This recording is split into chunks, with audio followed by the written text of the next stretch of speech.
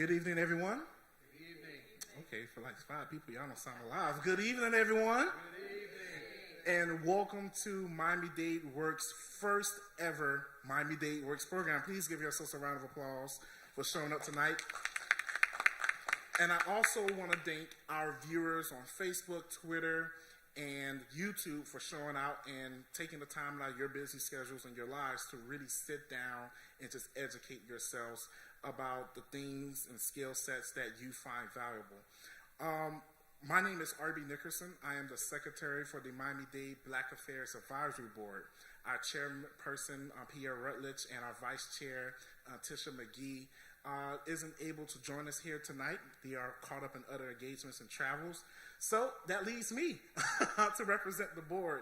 One of our board's prime mission is to educate and curate programming for the African American community here in Miami-Dade County.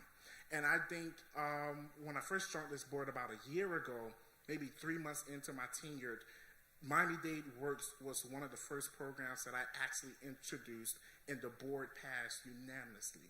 And the point of this 3-day seminar is to just educate our people, you, every last one of you who decided to tune in live and come out here tonight, about ways that you can develop yourself professionally.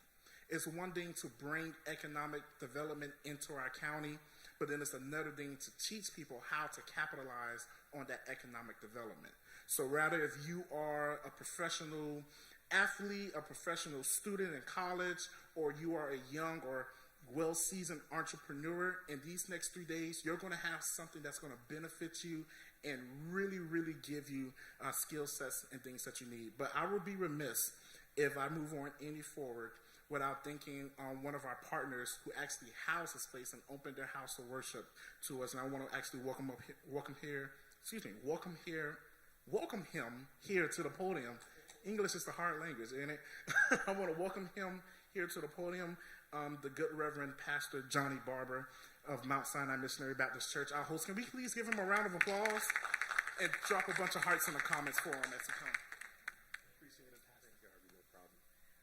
Good evening to everyone here in the sanctuary and then to all of our online viewers. We're grateful to God to be able to open up our facilities here and to aid and assist what I feel is something that's very essential and necessary to help our people, to take and to broaden their scope, their horizon, enlarge their coast and their territory.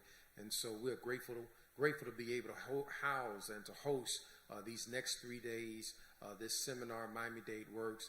We're grateful for our co-laborer on our board, Brother Nickerson, for being able to have this vision and to bring this to benefit our people. And so I do believe that holistically, in order for man to live and obtain their very best, that what they need is to be whole. And so beyond spiritual, beyond physical, but here we are with the financial, this whole economical piece that's going to be shared with us here these next 3 nights. And so listen, we're grateful to those who've logged on, those in the sanctuary. We want to encourage you to not only be here tonight and to log on tonight, but then the next 2 days as well. You will truly, truly be enriched. And so I say to each of you, you're welcome, and we're grateful that you're here with us on these next 3 nights. Thank you so much, Pastor. Pastor Barber, everyone. Yep, keep it up. So when we put this program together, there was a grave understanding that not everybody wants to just be an employee or stay an employee, and that's great. We have to have leaders in our business aspect. We have to have people to branch off from retirement, from their employment, to come out and become entrepreneurs. Did you know, as an actual statistic from the Department of Labor, 3 out of every 5 businesses that are started up in the United States actually fail within their first 5 years. And a good chunk of that comes from them not being able to bring in the revenue to keep up with their expenses. Why are they not able to bring in revenue to keep up with their expenses? Because there is a lack of brand awareness. And there's a lack of awareness of that company or that entity in total. So I understand that getting the business started is only just one part of the battle, but sustaining that business, making your community and making your audience aware that your business and your brand exists is a whole nother fight within itself. And tonight, we're going to introduce you to a man who's going to give you the tools to overcome the statistic here in America. He's been a personal friend to me for well over 5 years at this point. And the tools that he gave me when I was running for office, when I first got into this role as a board member and other businesses, has really enriched my life and enriched my career. And I hope that it would do the same to you. He is the Chief Experience Officer of the Pink Collective here in Broward and Miami-Dade County. I'm not gonna over introduce this man, because I promise you, once he gets talking about some of the things that he's doing and some of the information that he's going to give you, it's going to be really, really great. But please welcome my friend, my mentor, and your presenter tonight from Miami-Dade Works, Mr. Richard McCullough. Thank you so much.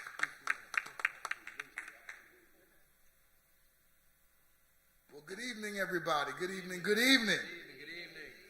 To all you wonderful people here in the sanctuary, and to all that may be viewing via some digital platforms, Facebook. Good to see everybody. I think I have my presentation. So if you want to put the first slide up there while I kind of just introduce what we're going to talk about today. I think Arby said something that was really important. I don't like to call them small businesses. I like to call them emerging businesses, because I think words matter.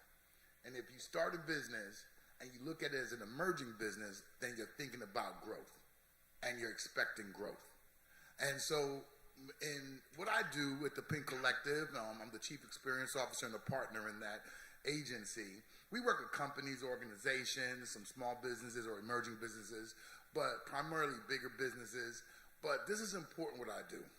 And that is going out to the community and sharing what I've learned, what I do every single day with entrepreneurs and startups. Because even if you're not ready for an agency, knowing some of the real basic tenets of branding and marketing can turn that idea or a hobby that you have into a legacy business. And legacy businesses are what our community needs in order to spur generational wealth, creating legacies for your children and the generations that come after you. And we all know people that, make great clothes or do something in their home, and you say, man, y'all should sell that. Or they cook very well and they want to start a catering business, but there's a lot of competition. So these are some of the things that we're going to talk about today, and hopefully lend some clarity on some of the main things you should look at in terms of branding and marketing, even if you're just starting out as a business. So, I think we're still waiting for the presentation to come up. Okay. So, while I talk a little bit, one of the things that I realized and why I think entrepreneurship and startups are something that I like to focus on is I'm a product of Harvard University and NYU. And one of the things that I learned, I went to school in the mid-'80s, one of the things that I took away from school now that I'm much older is that I don't think we were trained in the way that maybe we should have in terms of expectations after graduation. During that time period, we looked at success as getting your degree and being hired by a Fortune 500 company or a great company. We were conditioned that that was the success metric of this investment in your higher education. When I look at the landscape now, and if I am talking to a young person going through college right now, one of the things I'm always pushing on them, follow your passion and think about the ways that passion can lead to something that you can own yourself. It's great to work for people, to learn a craft. It's great to work for organizations to get the skills and maybe even the network that you need in order to build something for your own. But your ultimate goal should be to hopefully one day be able to have something that you can call your own, because if you can call it your own, you can pass it on. And if you can pass it on, that's how we create generational wealth within our communities. So Arby also talked about the fact that there's a disturbing statistic about emerging businesses, and their short time span. I was reading a statistic the other day that Florida is the #3 state in the country in terms of being most desirable to start a business. #3 out of all the states. And that has to do with a lot of the tax incentives. It's a lot to do with, the economy here. But it's also one of the states that has the highest business failure within 3 years. And as Arby pointed out, a lot of times the issue is, I have this business, great idea, I might even have some seed money, but do people know who I am? And do people look at me as the destination of choice for my product or service? So that's where branding comes in as part of your marketing. So I'm just going to ask real quick before I move on to the answer to that question.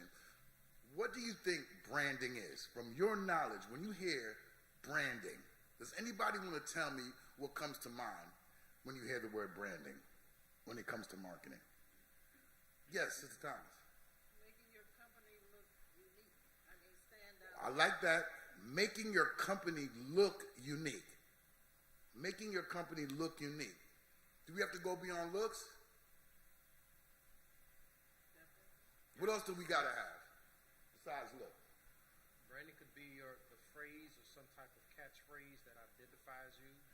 That helps people connect who you are with a special tone or something that's sometimes called a tagline. Right. Absolutely. Anybody else? What is branding? Go ahead, Brother Gary. Yeah. Well, that is a promotional item that can promote your brand. For example, we all know the Nike swoosh, right? Right. So, of course, you have apparel that people can wear with the Nike swoosh. So people walk around, they pay for the Nike clothes, but now they're advertising for them too. Yeah. That's good branding right there. If you can then make the people who purchase your items become your brand ambassadors. So on the screen is one of what I believe is the best definitions of branding that I like. And branding is more than a logo. It's stronger than a tagline. A brand is the most valuable piece of real estate in the world. The corner of someone's mind. You need two things in order to occupy that valuable space: an idea and trust. So when you think about that, it is true, because everything y'all said was right. Because ultimately everything you said is about getting into someone's corner of their mind, so that when they see your logo, when they hear your name, something happens inside. Something triggers them to know, oh, that's the place where they have the best blank. And that trust has been established because you have a value proposition that's consistent and it's identifiable because you've taken time to cultivate a brand. We can go to the next slide.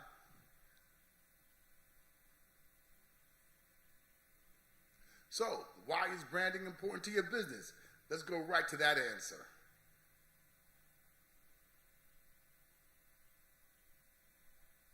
So, number one, branding establishes an identity that connects with prospective clients and consumers. So, it's something, your brand is how people connect with you. What's it that I see? You know, if I want to go to Mount Sinai Missionary Baptist Church, I'm connecting with Mount Sinai. I see a silhouette of mountains in that. And so I'm thinking right away, oh, that connects me to mine. Because when I see that figure, it reminds me of church. And the church, my church home, Mount Sinai Missionary Baptist Church. Branding offers differentiation in a competitive landscape, because I think you would struggle to find any industry where there's no competition. You know, no matter what you do, you're going to have something that offers differentiation. I think, Sister Thomas, you were alluding to that, right? When you said it needs to make you seem different or unique, right? Because you need to stand out in some way. So creating a brand is important for that aspect. Branding offers a platform for value-driven communication. Now, the key word in that phrase is value, because you can say anything, but is what you're saying about your product or service meaningful, and does it bring value to your potential customer? That is the difference between just having some, basically, non-substance type of tagline or messaging, as opposed to connecting with people with something that triggers them to say, that's something that is valuable to me. I want to get involved with that particular brand. Branding is the foundation for delivering your internal culture, or defining your internal culture and community footprint. Now, brands, sometimes you think it's strictly about what your product or service is, but strong, positive brands have an internal culture that reflects their brand values. A lot of companies get in trouble because they're claiming to be one thing. They got all these beautiful advertisements with the rainbow of people, but then you look at the picture of their board, and not a woman, not an African American, not a Hispanic. You can't portray yourself as something and then not be reflected into your internal culture, especially in today's world where people have so much access, and your brand is going to be sustainable. Right. And your impact on the community. If you're going to really, really emerge as a really recognizable brand, it's not always taking in terms of what you get from the consumer. It's about giving back. And if you notice, great brands can be seen in charitable situations.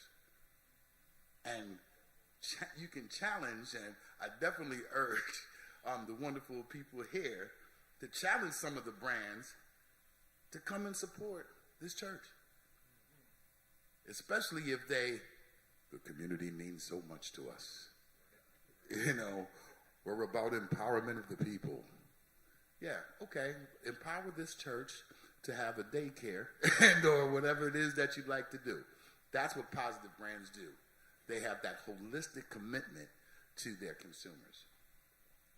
And branding provides a campaign direction for your digital and traditional marketing performance. So when it is time for you now to go out there on Facebook ads, or you're going to do a television commercial, or you're going to do any kind of marketing, you have this point that anchors your messaging. You're not all over the place. This is who we are, and this campaign is to get you to engage with us, and based on who we are and the product and service that we provide, here's our messaging. It's clear, and it's connected to you and you alone. So these are all the factors that makes it important for you to concentrate on brand. And I tell people all the time, sometimes with startups and emerging businesses, you don't see yourself as a brand. When you hear brand, you think McDonald's. You think, big names. But once again, it's mindset. You are a brand. And if you choose to be one, and if you start from day one thinking as a brand, you will emerge as such and not just a business. So we can go to the next slide. Any questions on that? Okay. So we talked about why you need the brand, right? And we're all clear on that and all the benefits of having a brand. So how do we get there? How do we get there? We can go to the next slide. So, steps. Very first steps is called the discovery.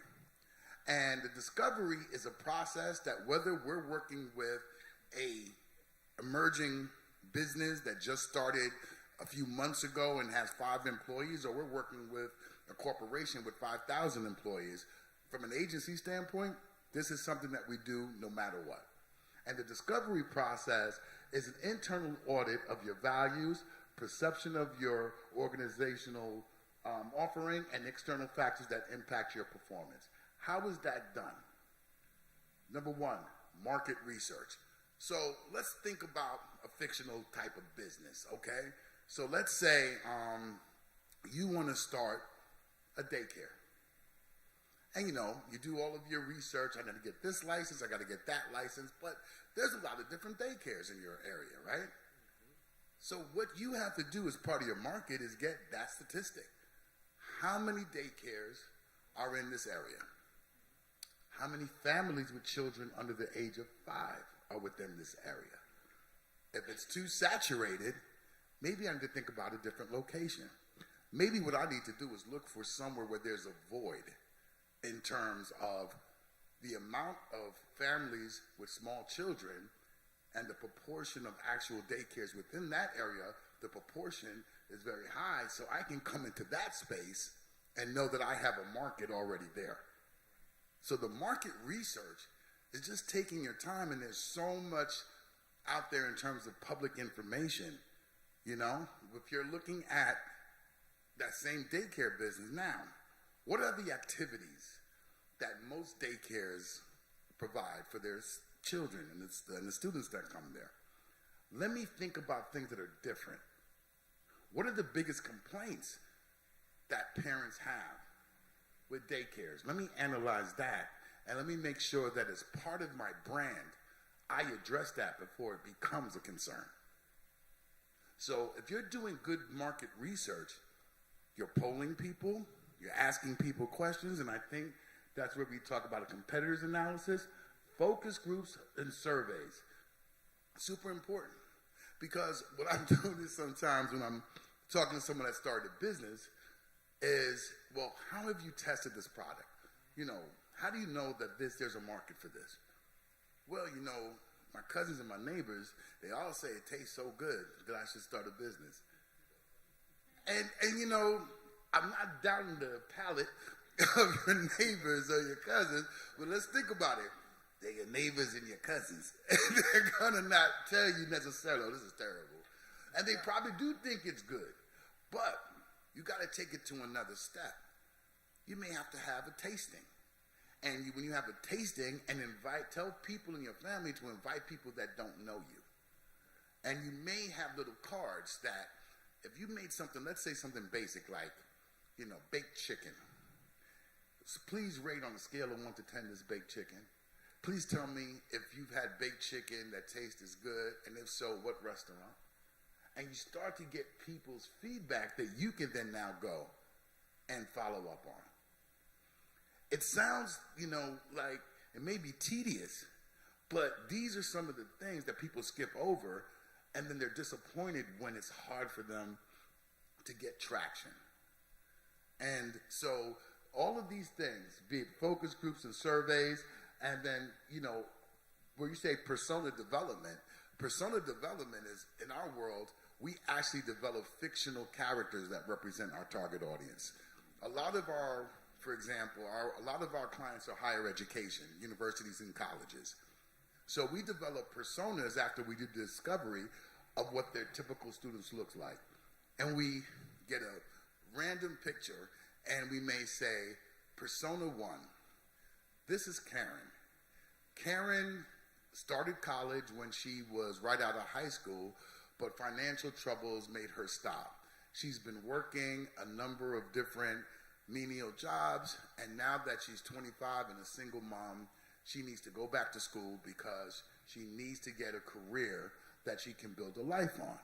And that will be one persona. So when we know we're writing our copy or messaging to that person, that person is real. And we use words and motivations given that person's situation. Now, we might have persona number 2. Jimmy went straight into the military right after high school. He served a couple of tours, and now that he's back, he wants to leverage his military training into a criminal justice program. He has the GI Bill, so funding is not as an issue as it would be for some other students, and we have a generic picture of a guy named Jimmy with that persona. So if we're doing a special campaign for veterans education, or we want to show the diversity of the student body, and that story is one of the stories that tends to play out as part of the personas, then you can do that no matter what size business you are. Develop an idea of what your customers tend to be. Profiles, basically, of who they are.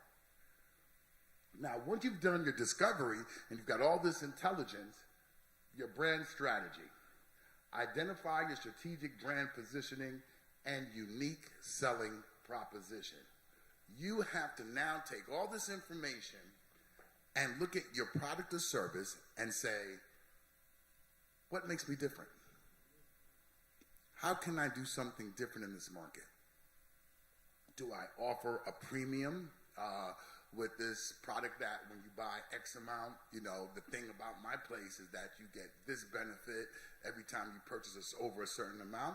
Do you have a membership so that as a member you enjoy certain perks or benefits? There's so many things that based on that discovery, you start to look at your business and say, how do I establish what we call a UVP, a unique value proposition? And once you've identified that,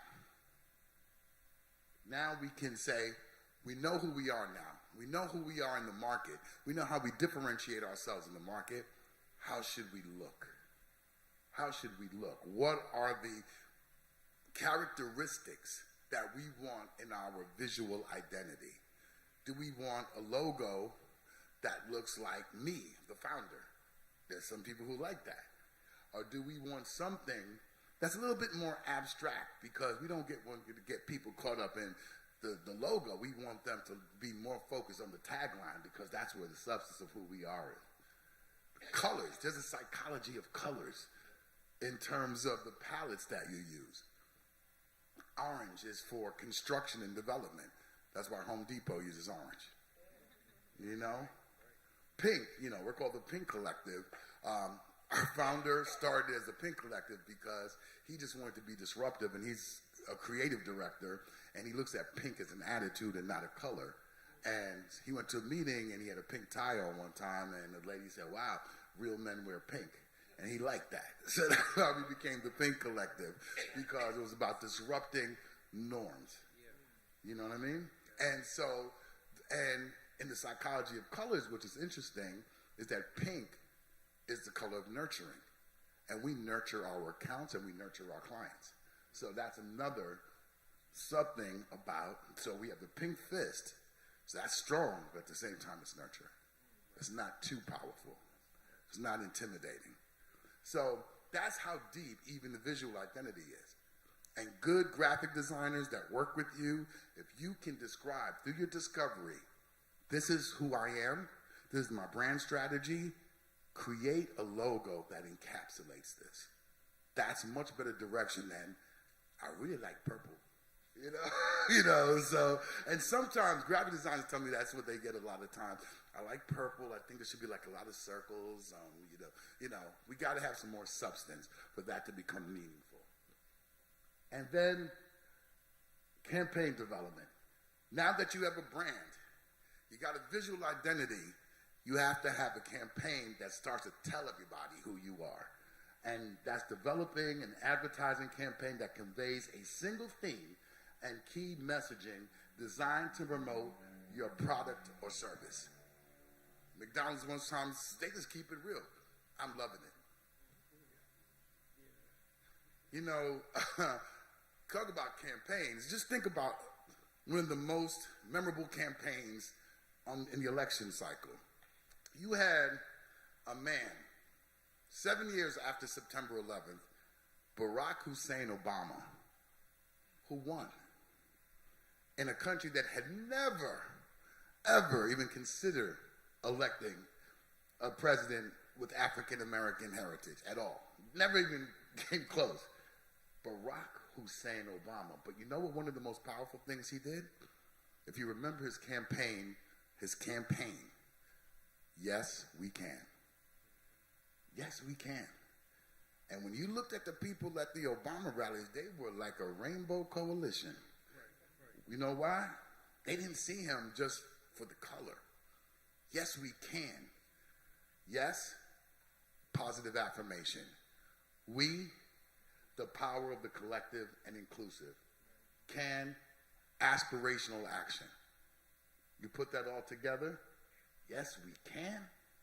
It sounds so simple, but when you understand the power of a brand and the power of a campaign, you definitely understand how much that carried him to victory. Make sense to everybody? Right. Absolutely. Great. We can move on to the next slide. Thank you. So let's talk about a branding example. We're talking about visuals. We're talking about all these other aspects of branding. You can go to the next slide. Let's look at the brand that we all know very, very well. Right? So everybody knows this. I bet you some of the people in here got them trucks driving up as we speak right now. Make that stop. How many of you are members of Amazon Prime? Yeah. Hey, listen, they've earned it. They have earned it. And look at what their brand focus is. Customer inconvenience and the obsession with customers. That is what one of their most important brand values is. Leaders start with the customer and work backwards. They work vigorously to earn and keep customer trust. Although leaders pay attention to competitors, they obsess over customers. That's Brother Bezos right there. That's his philosophy. And so when they first started on the left, that was their logo before, their very first Amazon logo, Amazon.com. Then they realized, wait a minute, we're a brand. We don't have to put .com. People are going to know right away. Just add that. Or when people search for us, they're going to be able to one day just put Amazon in, and bam, this will be right there. So let's get rid of the .com. But they did something very interesting with that yellow line. We have everything from A to Z. And it's like a smile. And it looks like a handle of a bag or a gift. So there are many different nuances about this logo that became synonymous with the happiness of shopping at a place from A to Z and seeing a package arrive at your home. And all that emboldened and making the Amazon bolder, because we're going to dominate this market one day. And did they? Absolutely. So that just goes to show you how by establishing your brand, and in this case, customer obsession, and then having that reflect in the way you do business, the way you present yourself, and even the visual identity of your logo becomes so important and part of your brand identity and making you ubiquitous. So when people just see you, they just know who you are. Any questions so far? But and also in the Amazon, the word itself was huge. It's largest river in South America, in the world, I believe. Yeah. So it's in the Amazon. So it's really a huge, on so many levels, they really thought it out. And there were a lot of things. And I'll tell you how powerful a brand can be. So how many of you ever heard the phrase, always a bridesmaid, but never a bride? Yes. You've heard that? Yes. And as far as you know, and as far as I've always known, right? What does that mean? Or where did it come from? Meaning that always a bridesmaid, never a bride. The woman, the sister that always get picked to be the bridesmaid, but no one ever actually gets. Where's my man? Right. Yeah, how come I'm always in somebody else's wedding? So they ask people, where did they come from? Some people, it's just an old saying. It's come from English literature. It came from an advertising campaign. It was an advertising campaign for Listerine in the 50s, in which they had this ongoing story in print ads about this young lady who had bad breath and therefore was always a bridesmaid and never a bride. It's one of the most cruel ads I've ever seen, but it just shows you how powerful an ad campaign can become, that becomes a phrase that was just a tagline in a campaign ad, but then came part of our culture, and no one knows that was a Listerine ad. Yeah, that's how powerful brand is and campaigns are. We can go on to the next slide. So, you've got a brand now. Now we got to start advertising. Because we got the look, we know who we are, we got the messaging. So, marketing deployment. But how do we decide how we market? What platforms do we use? Do we use television? Do we use digital marketing? Let's talk about that. You can go to the next slide.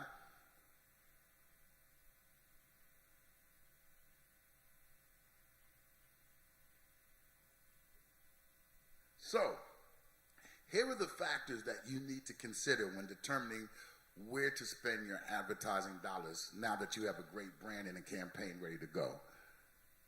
You need to know the nature of your product or service.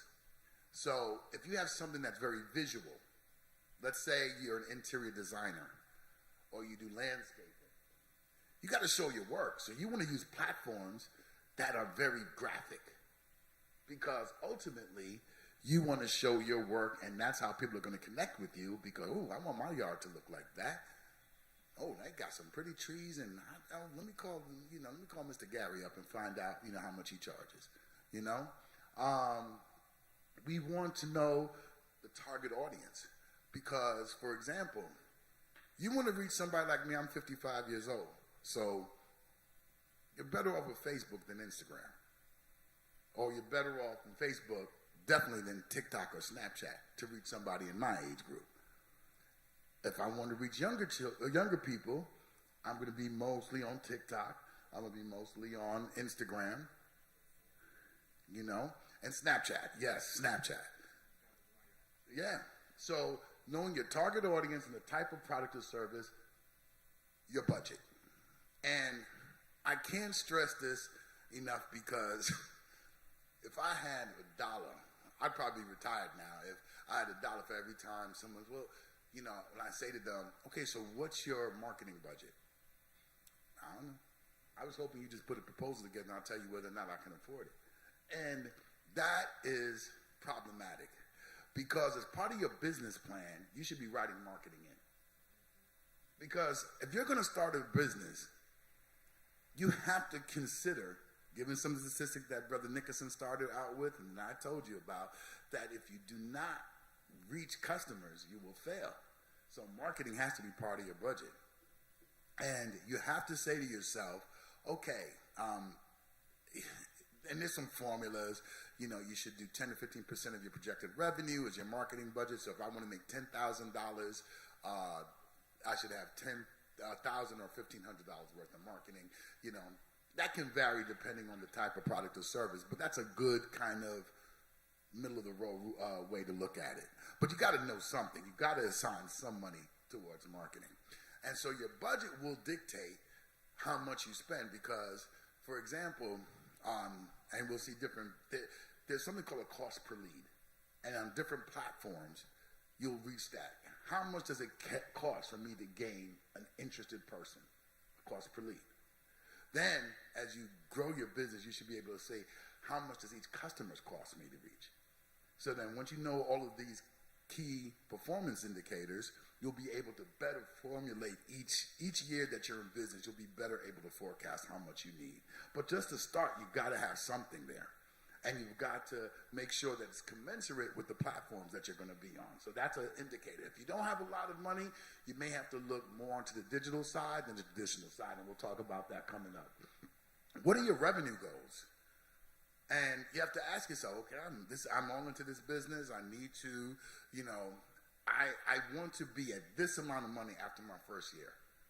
And it takes a lot of just crunching the numbers, but come up with a reasonable revenue goal because that sometimes helps you understand if my projected revenue is this or my desired revenue is this, then I know how to backtrack into my marketing budget. And a content strategy. If you're going to be on digital platforms, what kind of content? And when I say content, it's not always selling. And that is something that I really want to bring home to everybody.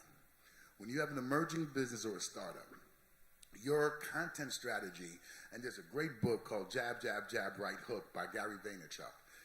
And he calls it jab, jab, jab, right hook because he maintains, and I totally agree, that the best content strategy, for example, if you're doing social media advertising, is you give free information.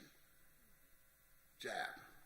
Free information of something free. Jab, jab, jab. And you're giving out great free content all the time. And then every now and then, you give them a right hook where you ask them to do something for you. What consumers don't like is that anytime you talk to them, and you think about people in your life, that the only time you see them is when they want something. You know what I mean? No different than you as a consumer. If you're being pitched and sold, you know, sometimes when you walk into a store, you don't want somebody as soon as you walk, hey, how can I help you buy some guy? I just want to look around. Can you give me a minute? Just want to look around for a little while. You want some space. But the smart brands are always, here are 5 tips to help you do X, Y, and Z. Here are 3 ways that you can improve your health. If you're for example, starting as a personal trainer, I have a lot of people that are looking for that as a way to start a new business. They're in the gym all the time. They get their certification. They're tired of working for other people. So I'm going to be a personal trainer. I enjoy it. I've studied it. I have my credentials now. And I was talking to one person, and one of the ads that I saw on their social media was them working out and basically saying, if you want to look like me, call me today and I can get you into my program. I said, how's that going? Nah, Rich, that's why I'm talking to you, bro. And I said, because what are you doing to build trust? Remember we said that first side, that getting real estate in the corner of somebody's mind starts with an idea and trust. You know what trust is? Hey, everybody, say you can't go to the gym today. I'm going to show you a quick workout you can do at home. A 10-minute workout you can do at home. Boom, boom, boom. Show that. The next day, hey, you know, single moms, I know, or moms while you're cooking, you know, can I show you something that you can do while you're in the kitchen or with your kids that you can get them involved in cooking, but at the same time get a little workout in? You got to start giving them free content to make them say, oh, that guy, let me follow him. And then that once in a blue moon that you say, I'm having a very special seminar, and for all the people that's following right now, I'd be more than happy to have you join my class for a 20% discount, because if you're a follower, that means I want to do something for you. You're going to get so much of a better response than if every single time you're putting an ad out is to get somebody to engage with you. So that's important about the content strategy. You got to give more than you take. Next slide, please. And now that we know, you can go to the next slide. Here are the different digital platforms that you're able to market on. First of all, we all know a website is almost a must, right? And the website, now that you have a brand, has a look to it, has a feel to it. You're going to have a content strategy that matches all your core values, your personality, all the things that you develop because you have a brand. You're not just having some random person put information about where you are and what you sell. It needs to inspire emotion. People engage based on something that you trigger inside of them. Organic social media. That's social media that's not ad related. That's just you, as I was talking about, good free content, creating a community of people who follow what you do and who want to be part of your community, whether or not they're purchasing something or not. Paid social media ads. Same thing that we talked about before. These are ads that you can do on Facebook, Instagram, TikTok, or YouTube. Really good way, and probably one of the less expensive ways to get in front of a group of people. And the great thing about many of these different platforms is that, remember, we did our market research, so we know who our target audience is. And we can target, I want to reach people 20 miles outside of this zip code, a radius of this zip code, that are between these age groups, because those are my ideal customers. And so that's a good spending of money because it's very targeted and you're not throwing your ad into places where your audience doesn't exist. And paid search, those are really good, what we call higher converting ads than paid social ads. if you notice, sometimes if you search, for example, tax preparer near me, right on top, you'll see three entries that have ad next to them, but they're the top three. Those are Google ads. People pay for those.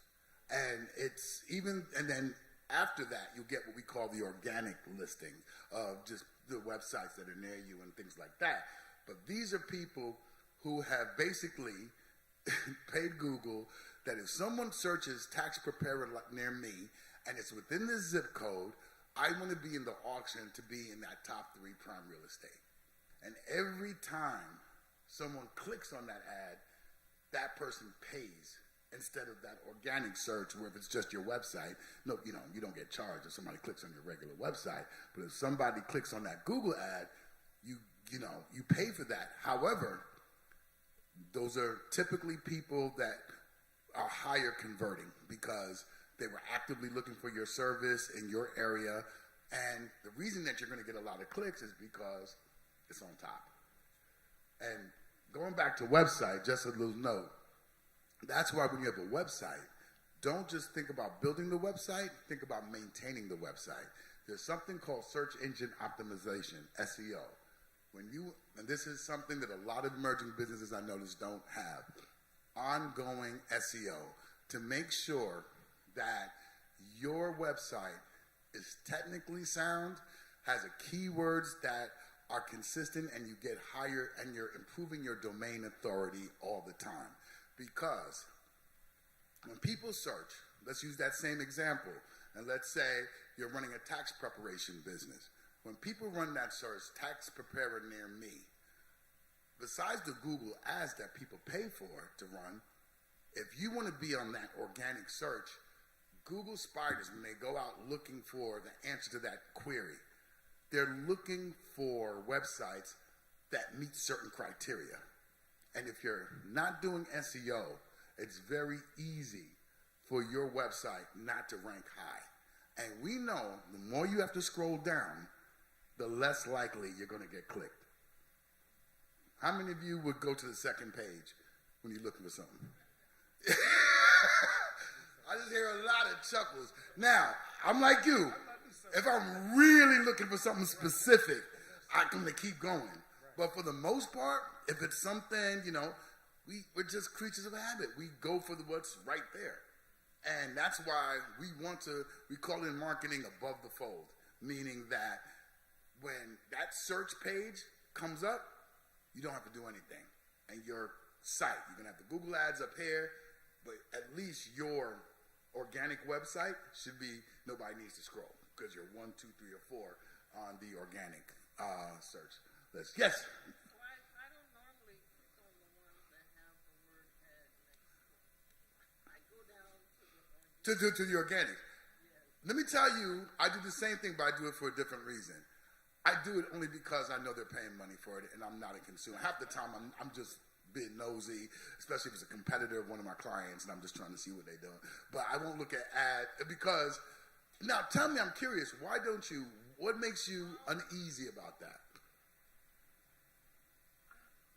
I don't trust that. I'm sorry, I don't know. For some reason. Because you see ad.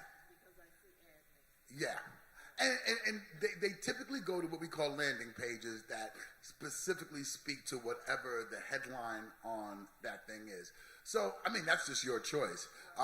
You're a lot more analytical than most people, clearly, because most people just like, it's number 1, so let me just click it. It must be great.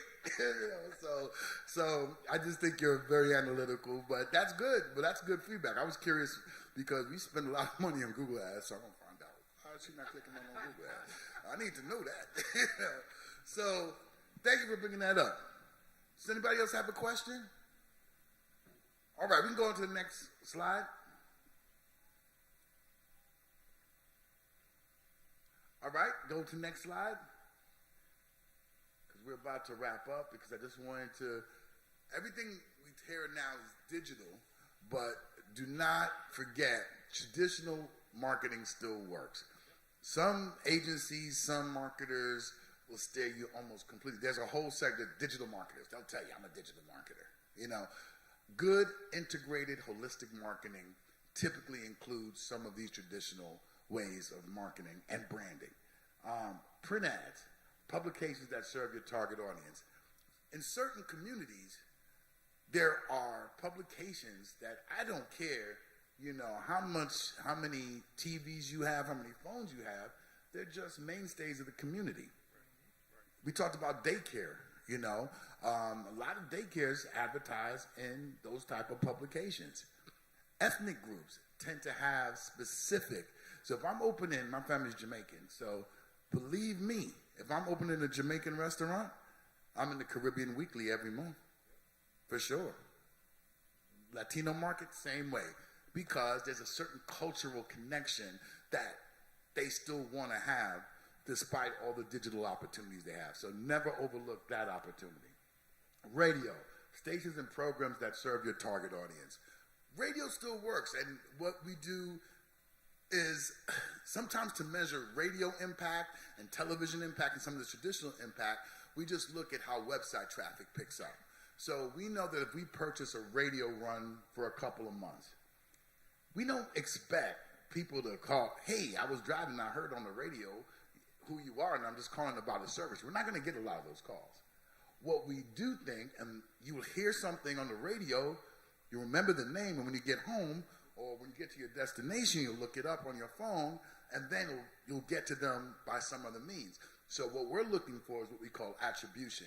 Can we see a spike in any of the other digital marketing platforms based on this radio run? And see, sometimes because people don't see the direct connection between the radio and consumers, they get rid of it. Oh, we spend all this money. Not one person called me from that radio station. But they didn't look at their website traffic. And their website traffic went up 25%. And they got X amount more leads. And then when they cut radio, how come we're not making any more money? What happened, Because we weren't looking at marketing in its holistic fashion. Television, cable, OTT. Over-the-top streaming is, Hulu, Netflix, and some of these other platforms that allow advertising. That's big. We're starting to do a lot more work with our clients with having ads on over-the-top platforms. So that's something you have to consider, and you can be hyper-targeted sometimes with that. Once again, television tends to be a little expensive, but if you're having an event, if you're having something, and the same goes for radio, sometimes it's worth the expenditure, especially if you're running it and have a QR code that people can hit their phone and go to your website right away from the TV screen. Those QR codes are gold, And outdoor, billboards, bus benches, bus shelters. There are people that still use those to these days. Lawyers love them. They love them and you ask most personal injury or lawyers that are within a community, they would never give those up. They'll give up a lot of the, but they say, no, you don't understand. Once again, because they're smart, they look at website traffic. It may not be people calling 888 pain or whatever the case might be, but they're seeing that, if I remove the benches, I get a dip. Those benches are right there. And, and they particularly, especially if your target audience tends to be people who take mass transit. It makes sense because they're sitting there, they're seeing it every single day, and it may not be them that's their client or their customer, but when Aunt so-and-so, God forbid, falls down in the supermarket, hey, call 888 pain. I see it every day when I'm waiting for the bus. Yeah, so that's it, So you can go to the next slide, which I think is the Q&A slide. Yes, it is. Any questions for me from this very expressive, but I hope it was informative presentation? Yeah, very. So, Rich, you talked about, the bus benches. Yes, sir. Bus advertisement as well, right? Yes. Anything like that that's outdoor. Billboards are still viable. The digital billboards are very economical because unlike the old billboards that were static and you would purchase them and they would sit there for a month, they change. And so therefore you get actually in a sense a little bit more frequency and people don't become as immune as they do if you see the same billboard every day for a month.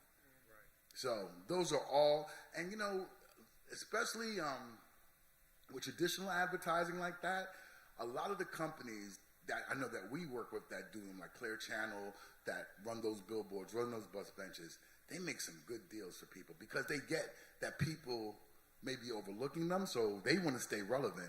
So I'll make sure I give you my information if you ever think about that. If you need mine, because we get an agency discount because they like to keep us happy. You know, so I'll be more than happy to be a conduit for that. Yeah, absolutely. Any other questions? Yes, my dear. I'm so sorry you came in and I'd already started. What's your name? Miss Rika, how are you today? All right.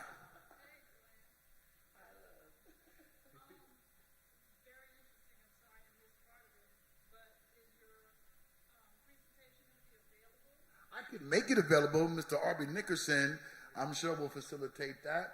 And as I said, this is something that I enjoy doing. And I know if the wonderful people at Mount Sinai, if you have anything ongoing and you'd like to have me come back, I'd be more than happy to do that as well. If you start a young entrepreneur group in this, and that's something that I'd be more than happy to participate in. I'm on a crusade to inspire people to not be intimidated by the opportunity to start up great businesses that can generate generational wealth. No, I'm not, but maybe I should be. So I will give you my card. I love it. Anything that I can do inside the community. I live in Broward, so Broward's a little sleepier than Miami when it comes to these things, though. I do some things within my town of Coconut Creek. I'm doing some business seminars up there as well, but for the most part, a lot of my work is down here in Miami. So I'm going to make sure, please, anything, if I can be helpful, yes. Yes. Any other questions? Anybody have anyone in their life that's starting a business that, may need some help or guidance? Well, if that's the case, I have a few business cards, and we will be sending out the presentation that has my information on it. But it has truly been a blessing meeting y'all tonight, and I hope I'll be back at some other time. And thank you so very much for all your attention and wonderful participation. Thank you. One more round of applause for Mr. McCall. Jeez, I feel like I can start me a brand agency myself. No, I'm joking. No.